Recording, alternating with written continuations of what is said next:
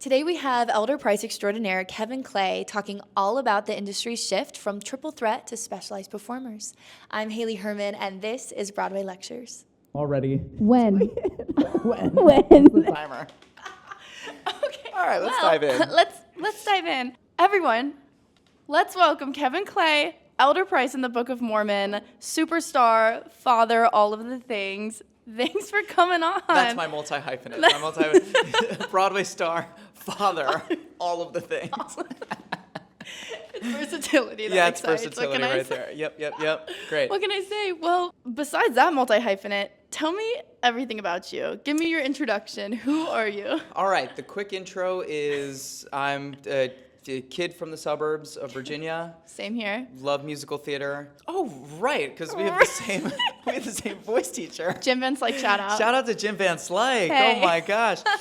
And then I continued my studies at Penn State, got my BFA in musical theater, and was super fortunate to pretty soon after graduating, I was brought in to audition for the Book of Mormon, kind of just as their initial, I think they were making the rounds always at the showcases and whatnot to clock any of the fresh-faced, young, clean, Mormon-looking guys to add me to the books. And then only a few months after that, there was a legitimate opening on the tour for the ensemble, and I auditioned like 5 different times in 1 week. And I wasn't living in the city yet, so I kept naively thinking, I'll go in for the audition, and then I would get on the megabus back down to DC, and then I would get a call saying, okay, great, that was great today, we'd love to see you again on, Thursday. And I was like, in 2 days? Okay, so I'm scheduling another bus ticket. I'd go back up, audition, take the bus back down again, being like, it couldn't be more than 2 times. And then they'd go, hey, we love that, we want to see you one more time, come back up. So I was like back and forth in between to get, but luckily it all worked out. And so I've been now with the Book of Mormon for almost 10 years. Woo! In November it'll have been 10 years, but I've toured the United States, Canada. I was a founding member of a European touring company, which was so much fun. And then now getting to hang out in the Broadway company and live here. That's which beautiful. Is fabulous. Did you like the traveling better, or do you like being a little stationary and landing? Right now, where I am in my life now, being stationary is the greatest thing ever, especially having a family and having a daughter. Yeah. That stability is crucial, and I can be there. My day is that I can be with her all day and then go to work at night, which is, I think, a really unique thing for a parent. It's great. But the touring, and when I was fresh out of college and just getting to travel around and, meet new people, and frankly, it felt like, having zero responsibilities for both the good and the bad. And that was the time to do it. When did you transition from the ensemble to Elder Price? So I'd been in the ensemble for about a year and a half. And my mission companion in the show, we joined actually at the same time. So we got to learn the show together, which was pretty unique, and that was pretty cool. Shout out Jacob Herman. And he and I, we kind of had a similar vibe of being like, we weren't used to a show and a tour that was running for so long. So we were like, okay, probably, 2 years is well more than enough, and then we'll get out of there kind of vibe. But I understudied Elder Price, so I very rarely went on, because Elder Price has standbys, which is, they only go on if the Elder Price is out. But I was like, great. And then things worked out enough in the right way. I remember doing some understudy rehearsals for some important producery people kind of thing, and then I was the standby.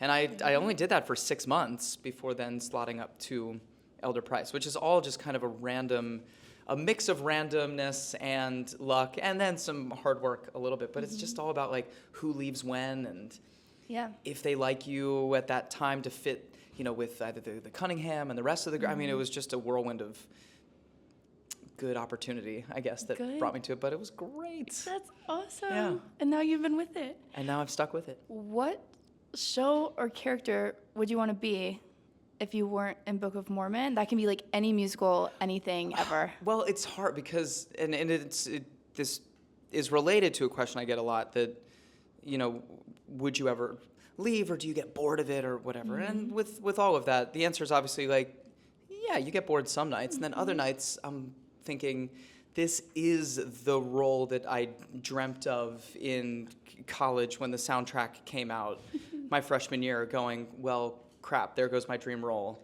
There's no way this is not going to exist for longer than a second, because it's wild and crazy, but it's the perfect track. I was like, I even look like Andrew Rannells. So I do have those moments of thinking, okay, I am in my ideal Broadway role, which is pretty cool. So the answer I give to that, more so than what I slot into anything else, is I'm desperate, and I've said it since college, all my buddies can corroborate, so I'm not just lying, is that I really, and like many people, I do obviously want to originate something, but more specifically because my biggest dream, because I think it's something that was the most influential on me growing up, is I want my voice to be on a soundtrack. Yes.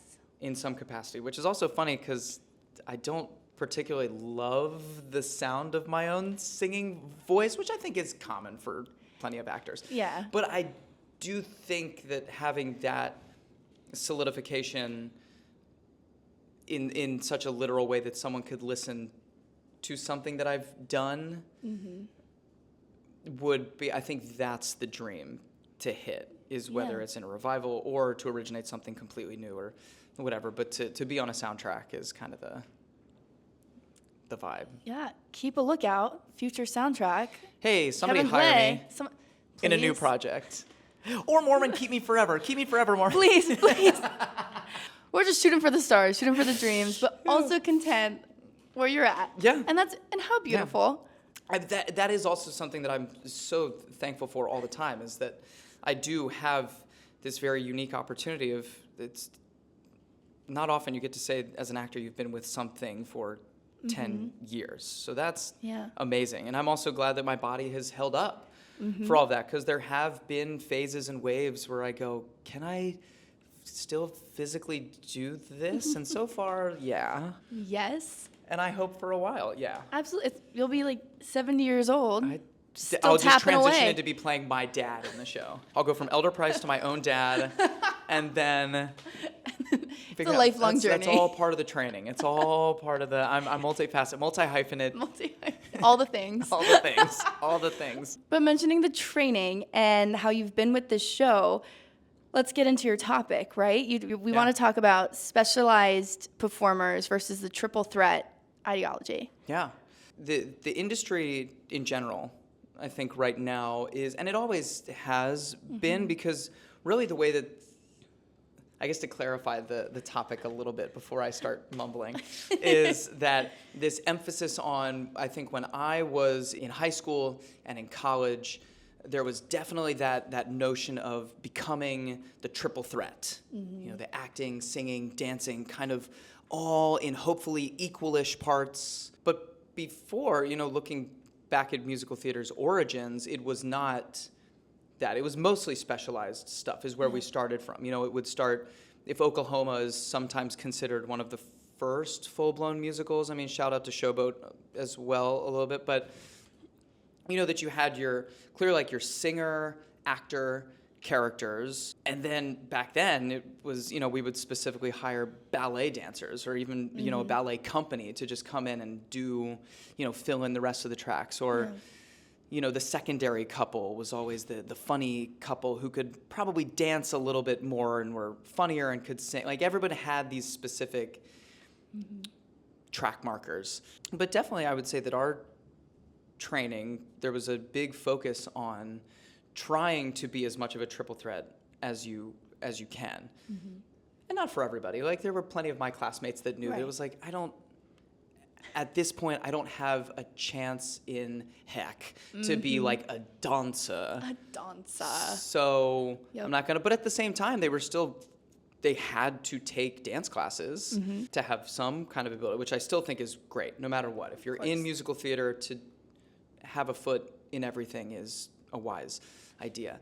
But I think the Broadway shows are certainly shifting back to some hyper specialization, again, for both good and for bad. So I think the hypothesis that I'm kind of running with today is that I don't mind that notion of going back to specialization as opposed to just being a triple threat just because, if it fuels the piece and the story. Now, on the other side of that, I think some of the specialization where it gets dangerous is if it's just born out of trying to be impressive for the sake of impressing. Right. Where it's, oh, okay, we've written this track and the lead guy in the show is a tenor who skrelts forever the whole time because isn't that cool? And you're like, okay, yeah, but isn't the character like a boxer from the 1950s or something? Like, why would he be skrelting to the gods? Skrelting pop tunes the whole time? And that's I Final just made up that example. That's not even like a real thing. But so that's where I struggle sometimes when I see shows or hear about certain shows where I'm like, oh, okay, like it makes sense that person really just has to be a singer because they've written it so hard. Or when you see an ensemble and the dancers, you go, okay, really, it makes sense that they have to just be like dancers because it is so challenging. Yes. That's it. But then maybe some storytelling gets lost sometimes. So I'm just always in that camp of like, I always think storytelling is, and it sounds so pretentious actually saying it out loud a little bit, but I think it matters, that like that needs to be on the forefront that I hope writers are going for, but it can be hard to not want to just make impressive pieces. Yeah. And what's been good in my experience with auditions or anything, choreographers and directors have had the focus of storytelling comes first. You can be a great dancer, but if I have no idea what you're trying to convey, it doesn't matter. However, and maybe you can speak on this, but doing a Broadway show 8 times a week, trying to remember that storytelling versus just going through the motions, what's that like? Yeah, it's like now circling back, I guess, to saying that our show is a fascinating example of this mixture of some triple threat, some not, and some fluidity within that. So my role in particular, Elder Price, is, on the grand scheme of things, quite a difficult sing. But because of, the writers of our show, Trey Parker, Matt Stone, Bobby Lopez, they're just so story-driven guys when it comes to all of their experience writing South Park. And, Bobby at this point had written Avenue Q and like working on all sorts of other stuff with his wife. I mean, very story-driven material. And Andrew Rannells, who originated the role, a lot of this also sometimes comes down to who is in that original room when they're creating the pieces as well. And Andrew is such an actor and such a comedian that naturally the role as it was created required just to be more than a singer. And then sometimes people with me, because since I started in the ensemble and I love to dance, I'm not a dancer, but as far as musical theater styles go, I really like that. And so sometimes my cast members will refer to me as kind of like the dancing Price, because there are a few musical numbers where just compared to some of the other guys who have done the track, because it's not necessary, I love the dancing elements, and I like throw 100% at All American Prophet all the time. I'm like going for it. So that's a kind of a unique example of taking a role that really doesn't have to be all 3 elements, but it could be. And then with our ensemble, I think a lot of the original guys were not dancers. They were singer comedians, actors, but specifically for their comedic prowess. And then along the way in the process, they go, hey, we're thinking of this is going to be a tap number now. And most of those original guys are going, we don't tap.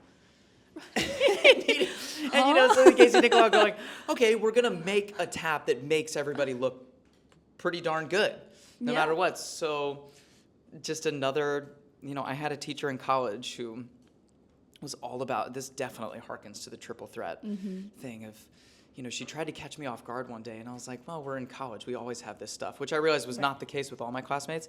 But we're doing an auditions class, and I sing something, and then I do a little scene, and then she goes, but pull out your tap shoes if you've got them. And I was like, I do. Today I have them in my bag. And she goes, oh, okay. Do something. Because she wasn't really a dancer. But then I think because I caught her in that, she turns to the class and she was like, always have everything prepared, no matter what. And I was like, okay. So we just turned this into a lesson of some kind. But it was if that you weren't element prepared. where I was, well, she probably would have been like, you always should have been prepared, whatever. But, I think that's a fun, just little detail about how it used to be, especially because she was, when she was directing, I think that was a little bit more expected, which has changed, even for myself, has changed the type of auditions infrequently that I go to, but now having played Elder Price for a while, most of the things I audition for are, for principal tracks. And I kind of miss sometimes, I miss the days of going to a dance call first, not because I particularly would stand out in any of those dance calls, but if I did, then in that given day, I would get to, dance with hopefully some acting choices in there. And then if they liked it enough to then also sing and act for them in the same day, like I can feel that pull of being like, oh, no, I want to show you guys that I'm a little bit of a triple threat. Like I want to show you that. And that kind of is, diminishing a little bit. Give Kevin Clay an ECC immediately, please. I'm just going to start turning up to cattle calls. Be like, you're not on any list here. And I said, and I'm not auditioning. I just want to dance today. Let me dance. For you guys. They said there's classes for that. And I said, I don't want, no. I want you need the pressure. Competitive edge. Yes. That's it. Do you know who I am? You know I can sing. Do you know who I am? That's crazy. I'm Kevin Clay, damn it. All the things. You had to show them you're a triple threat. Yeah. God forbid you just go in for principal roles. I know. Give me an ECC. It's a little bit of a princess problem sometimes of being like, oh, I get to go into these, principal things. But it's true, like, Well, yes, and they're absolutely. so much faster as well, which I will say, so on the other side now, going into the side of the hyper-specialization that I really like is that the people that you see who are masters of what they do, and if they have stuff written for them or a project that just fits them perfectly, when you see a moment like that happen, it's awesome. I think Gypsy is actually a decent example. So it is an old enough show that it definitely was still in a time where it was clearly, we have our dancers and we have our actor-singers, And in this case, it's such a wonderful example of that to be like, well, no, like we don't want the Audra to suddenly be, she doesn't have to be like a dancer or anything like that. Like give us everything that you have trained your entire life for this moment to give us your vocals and, more importantly, the level of acting that she can capture is unreal. So striving for that moment in an audition in which you're auditioning for something that it's like, okay, hey, we don't really care that you can do a little bit of everything. Inspire us in this minute you have in the room. And that's definitely something that I, am realizing that is what I want to strive for as well, and need to strive for, I think, in for a next phase of this career. Because doing now the same show for a long time, I do have definitely like a mastery over this track and this show and all of its nuance. But then breaking out of that and going into trying to do something else is always a little bit of a gear shift there. So I am in awe of the people who, have dedicated their lives instead to more special lanes, which I think is being welcomed more and more again. Yeah. So there are great elements to that specialization returning. This topic, when I've spoken with my wife or other friends about it, I think some of it is born of this place of, for performers my age, there's a level that we talk about this because of some of that, not like venom, but a little bit of being like, oh man, like I feel like I worked so hard to be that person who can be like in the ensemble, doing all the ensemble stuff, and I can cover the lead, and I can do this and this and this and this and this. That there sometimes is that level of frustration not to go, and all that person can do is sing. So, like, why can't I have what they have? Is they do less than me. And there are elements where that is totally valid. And then there are other situations where you go, yeah, but they maybe accidentally or purposely, they took a risk and a swing to kind of hyper-focus, and now it's paying off.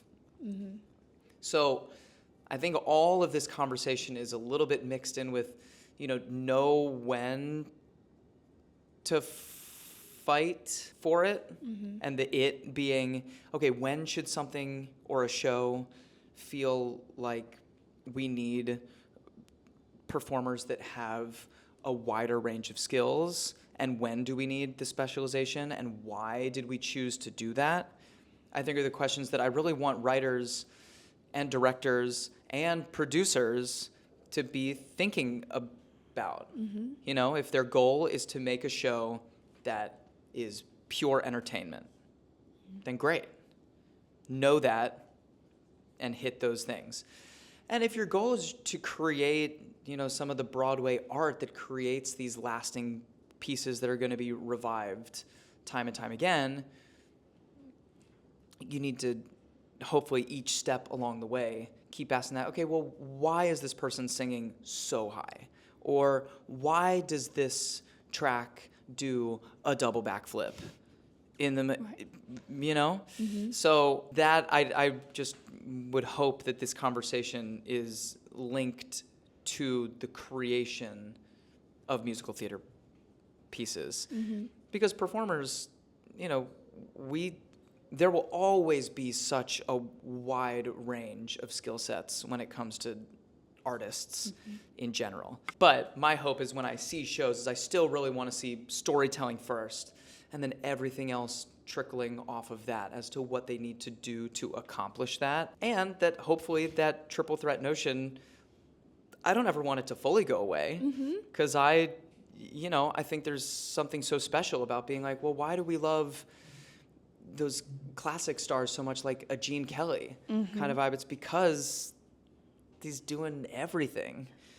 So I, encourage that element to stay with some of the beauty and diversity that's coming from the specialization. Would you ever do a 180 on character type? Like, going into auditions, sometimes it's very easy to just typecast, oh, this person plays Elder Price, but have you ever been called in for something, or would you like to be called in for something that's completely 180 of who you are, what you do? It's fun because there's a theater company in Connecticut Stage Company. Shout out. Who they're a relatively new theater company, and they've been doing these concert versions of shows, and this is all a long walk to get to. I've gotten to do a couple with them, and it's fun because it's like a fast and furious process of doing a week of rehearsals and then 2 performances, and then it's over. But because of that, we did Spelling Bee in the spring, and I got to be Leaf Coney Bear, which is frankly more of my actual dad personality put into a kid, which it just proved to be super fun, and I could kind of show a little bit of a different color and energy.